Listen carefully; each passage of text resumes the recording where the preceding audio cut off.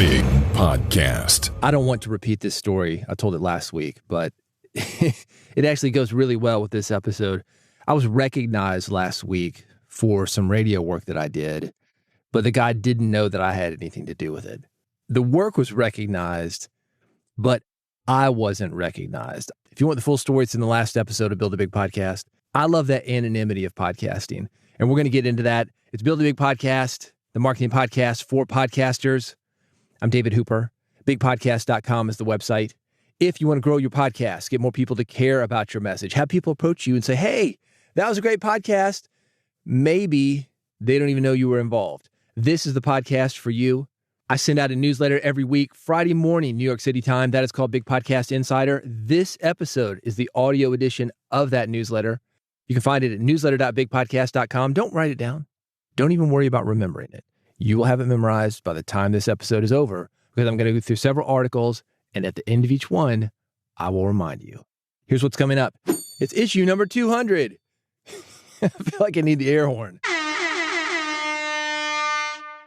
Who cares? Hype. Can it grow your YouTube audience?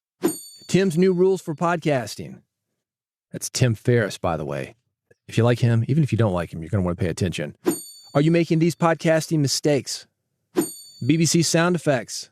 Get them free. Why am I so tired?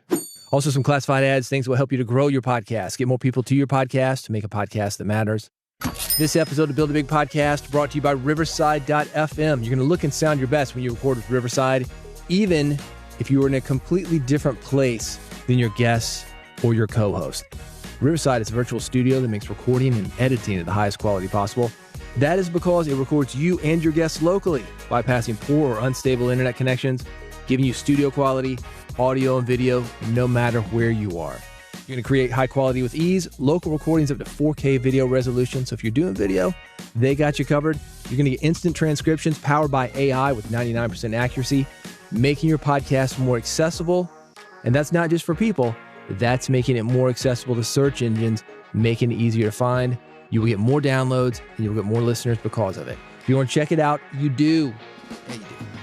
You can try it for free. They're going to give you a couple of hours. That's enough for you to get an interview, maybe 2 interviews. Kick the tires, look under the hood, see how you like it, use all the features that I've just talked about and see all the benefits. This is how to make that happen. Go to riverside.fm, get the free account, do an interview, do a recording, just take a look. That's riverside.fm. If you want to stick around, I've got a discount code for you. This is going to get you 15% off. The code is BIGPODCAST, BIGPODCAST. That's riverside.fm. The discount code, BIGPODCAST, BIGPODCAST. All right, let's get to it. I have listed already what we are going through.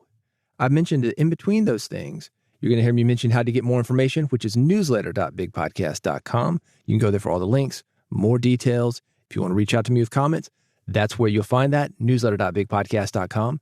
You are also going to hear this sound. All these things I'm talking about are about podcasting, and this sound, that's how you know definitively, without a doubt, that I'm moving on to the next thing. You ready? It's issue number 200.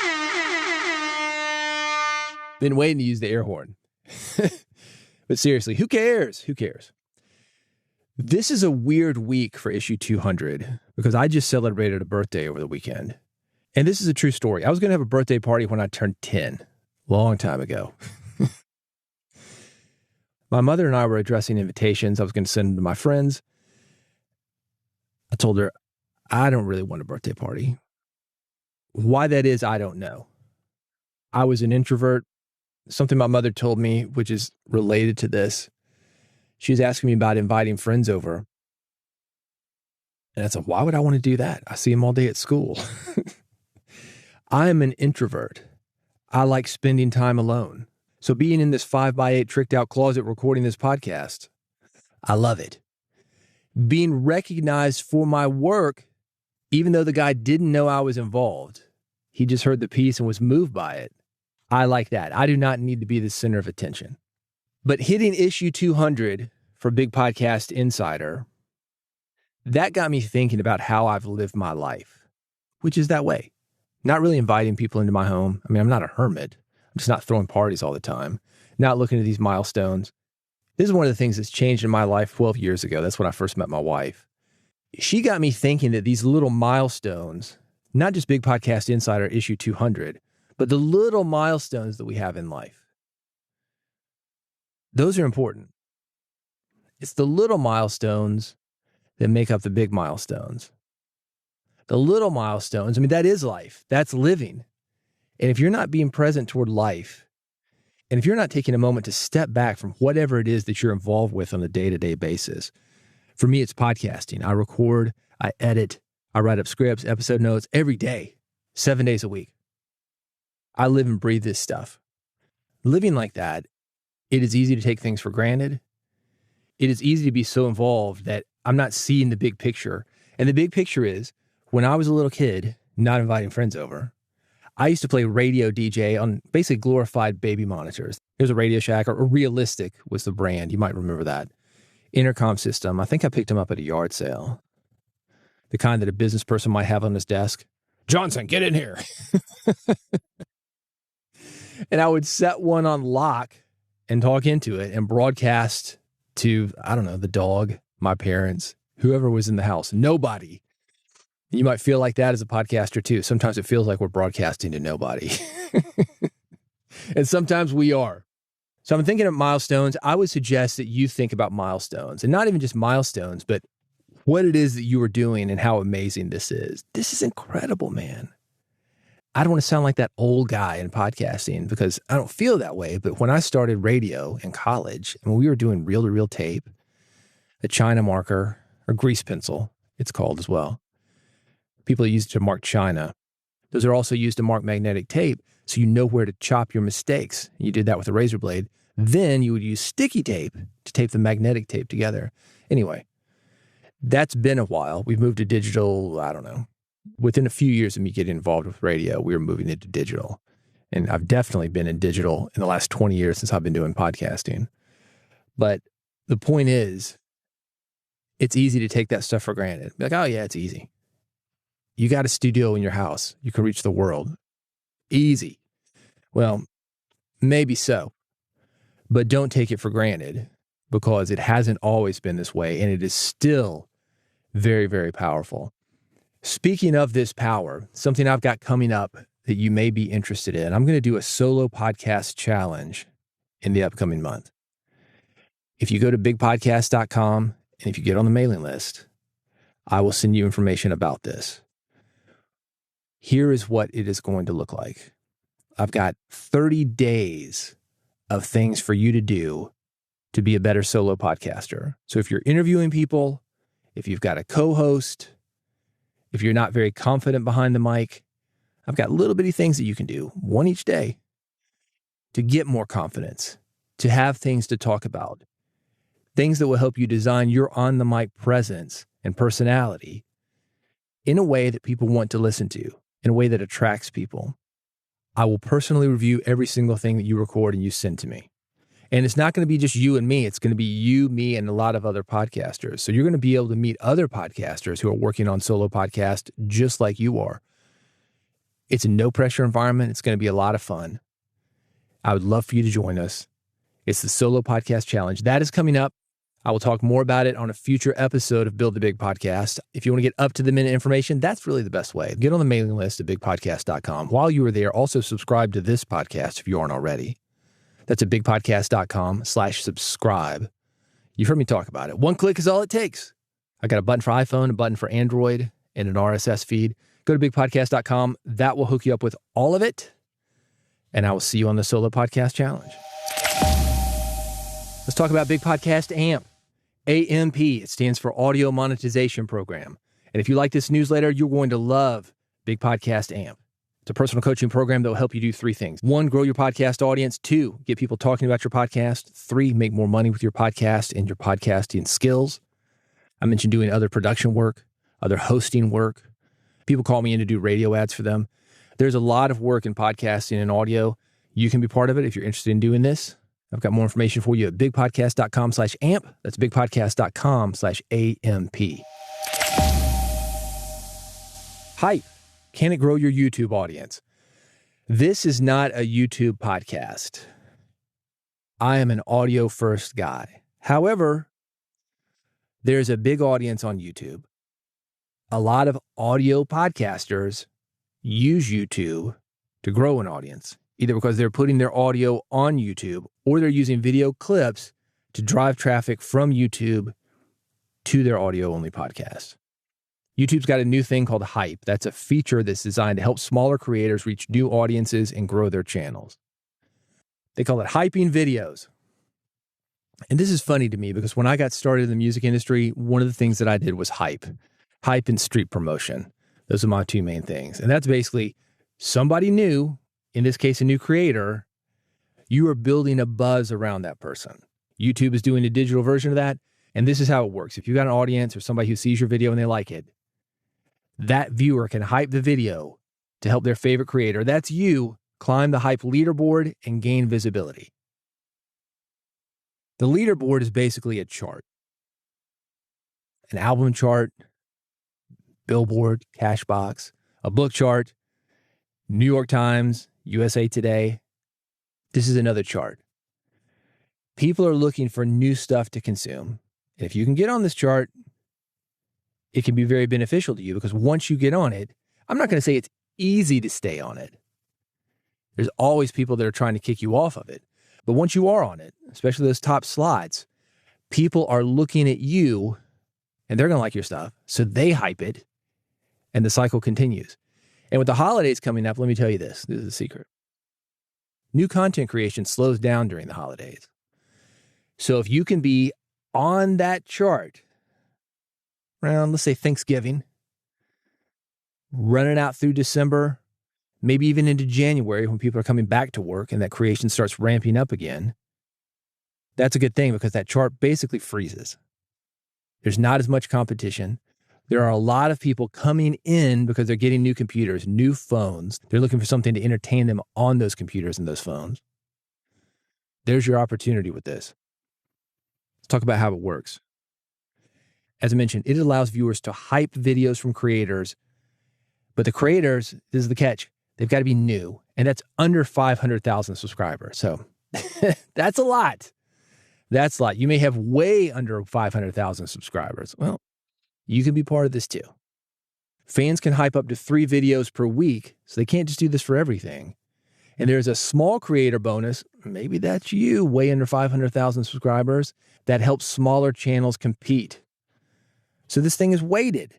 I don't know exactly how it's weighted, but it sounds like the fewer people you've got, maybe you've got an advantage there. Hyping does not influence YouTube's recommendation or search algorithms. This is a completely different thing. But again, if somebody's looking at that chart, that's how they're being exposed. That's actually a good thing for you because you're not worried about competing against recommendations. You're looking at other people on the chart. And it's actually less conflicting thing to bring people away from your content. Hyping provides an interactive way for fans to support their favorite creators and help them grow their channels. So if you've got somebody who really believes in what you're doing, loves the podcast, loves your message, wants to help you out, let them know about Hype. I've got more information on this at newsletter.bigpodcast.com. This is issue number 200. Tim's new rules for podcasting. And this is Tim Ferriss.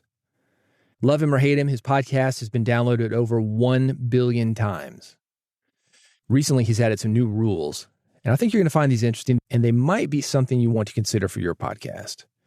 I thought this was really interesting. Number 1, no more book launching episodes, meaning when I come out with my new book, Tim Ferriss isn't interested, with the exception only for close friends, and at least 3 months before the book's publication date.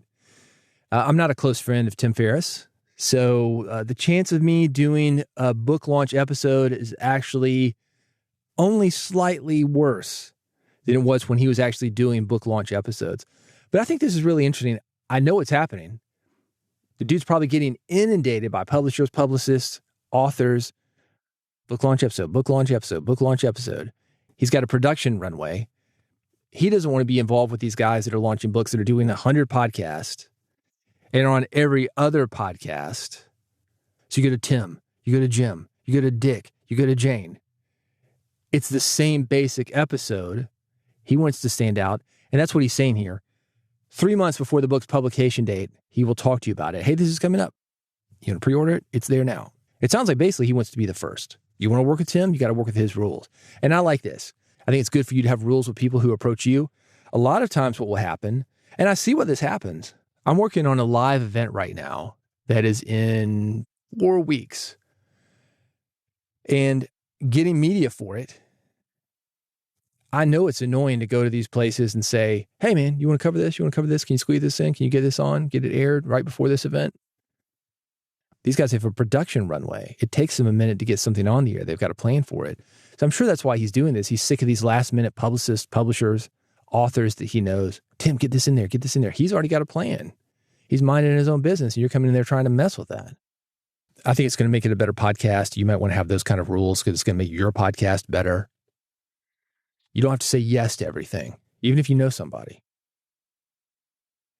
This is the other thing he's doing about guests, and I think this is really interesting. He calls it a 90-10 barbell strategy. Imagine that, a barbell. It's a bar, a weight on each end. He's going to focus on guests known by either more than 90% of his audience or less than 10% of his audience. So he's either got very, very popular people or completely unknown people. There's no middle ground. He's playing the edges. Prioritize interviews with living legends and masters of their craft who rarely do podcasts. I think that's interesting. A lot of people, as they get more and more established, they don't do interviews for whatever reason. They don't need to anymore. Or maybe they just don't like to. So getting to sit down with them, it's nice. I told the story about sitting down with Dolly Parton. She's not easy to get to. That's not to say that she's not doing a lot of interviews, but she's not doing interviews with guys like me. She might go to Tim Ferriss. She would qualify for this. Over 90% of his audience is going to know her, and he would find a way to ask her about maximizing whatever it is that she maximizes. He's in the position where somebody in his mansion on the hill might walk down to do that interview. And that makes him look good. Think about guys like Larry King, Howard Stern, the guys that are really known for interviewing people, especially Stern. He's not interviewing just everybody, not anymore. And he wants to be known as a great interviewer. And my guess is that that's what's happening with Tim Ferriss. You want to be known as a great interviewer? Start putting these guests through a filter. Don't let all of them through. Number 4, increasing experimentation with different podcast formats and styles to keep the show fresh and fun. This is what I'm curious about. And I wrote a book. It's called 101 Podcast Episode Templates. It's available on Amazon. I think the digital version, 99 cents. It's not that much. Go to bigpodcast.com/books if you are interested in that. I'm all about different segments. I'm all about different formats. You can go too far with your experimentation if the audience doesn't know what they're getting or if there's not some kind of semblance of something that they do know. Let me give you a music example. I'm going to tune my guitar EAD-GBE. There are going to be certain chords that I play. There's a certain sound that you expect from a guitar. If I take off a couple strings, tune the remaining 4 strings in a weird way, it's going to sound different. You're not going to recognize the chords. Maybe there's dissonance. Same thing with a podcast. So I'm curious about what he's doing here. Podcasting, it is a place to experiment. If you're interested in doing that, again, I've got the book, 101 Podcast Episode Templates. So I'm all for that. I would suggest doing that in segments, not throwing your whole podcast on its head and changing the entire format. We'll see what he does. He's tried this before. I think he took out ads from his podcast. He saw a big chunk of money that was missing. Put those ads back in. He's done a lot of experiments in the past. That's how Tim Ferriss really got on the map for what he does. That was the name of his TV show, The Tim Ferriss Experiment. And like Google, with their experiments, he dropped a lot of them because they don't always work. But it's going to be interesting to watch. Maybe it'll inspire you to play around with your podcast because this is how podcasts get better. Again, I've got the book, 101 Podcast Episode Templates. I've got the new rules for Tim Ferriss's podcasting, all of it at newsletter.bigpodcast.com. This is issue number 200. Are you making these podcasting mistakes? The answer is probably. We all are. There are a lot of parallels in life, and among them are those of websites and podcasts. I found an article about websites, and that got me thinking about podcasts and how to make them better. Tell me if you can honestly say yes to these questions. Is it clear what your podcast is about? This podcast is called Build a Big Podcast. You've probably heard me say why before. It's not because I like that title. It's because I let you know what you get when you play this podcast. Clear beats clever every time. So that's number one to ask yourself. Is it clear what your podcast is about? When I look at the artwork, when I see the title, when I hear the title from somebody saying it to me, when I read your description, when I hear the first 30 seconds of an episode, is it clear what your podcast is about? Number two, is it easy to listen and subscribe to your podcast? Earlier, I talked about bigpodcast.com/subscribe. If you do not have a dedicated subscribe page, go to that page, bigpodcast.com/subscribe. Steal it. Take the copy. Obviously, put your podcast in place of mine. But feel free. Take the graphics. As I mentioned, there's a one-button option for iPhone, Android, RSS. You've got to make it very easy for people to listen to you, and that would be a web-based player. Or if you're doing your audio podcast, put it on YouTube. Everybody knows how to go to YouTube. Make it easy to listen to. Make it easy to subscribe to. So again, bigpodcast.com/subscribe. Go there. Feel free to steal the images, the copy. Make yourself a subscribe page. Number three, is your audio professional? Man, we don't need to worry about that. People don't care about audio. They care about content. People say that to me. And that is not true. You are judged on the quality of your audio. The better your audio, the less people will judge you on your content. And you don't mind being judged on your content. Hopefully you've got great content. However, if you come in with 2 tin cans and a string and you deliver the very best content that you've got, people aren't going to know that because of that judgment. They're going to automatically assume, this guy's content's no good. If you don't care about the audio quality, you don't care about the content. Sort of like a car on the road. If you see a car on the road and it's scratched up, dinged up, rusted out on the outside, you're going to assume the inside, the engine hasn't been maintained. If you're not going to maintain the outside, you're not going to maintain the inside. Same thing for your podcast. Number 4, is it easy for people to spend money with you? And this is assuming that you're running a business, you want people to spend money with you. Maybe give you donations. Is it easy? Don't make people go to Bitcoin or say, I only take paper checks. People make it much harder than it needs to be to receive money. It's like going to a store. You got to fill out this credit application. We don't take cash. We don't take Visa. All the ways people normally pay. Make it easy for people to give you money. Number 5, do you have a clear call to action? What do you want people to do when they are listening to your podcast or after they are listening to your podcast? Clear call to action on this podcast, newsletter.bigpodcast.com. I say it all the time. And I mentioned this at the very beginning of the episode. Don't worry about writing it down. You will have it memorized by the time this episode is over because I say it all the time. So with that said, you can go to newsletter.bigpodcast.com and get the list of these. Let me give them to you one more time, though, just to make it easy on you. Can you say yes to the following questions? 1, is it clear what your podcast is about? 2, is it easy to listen and subscribe to your podcast?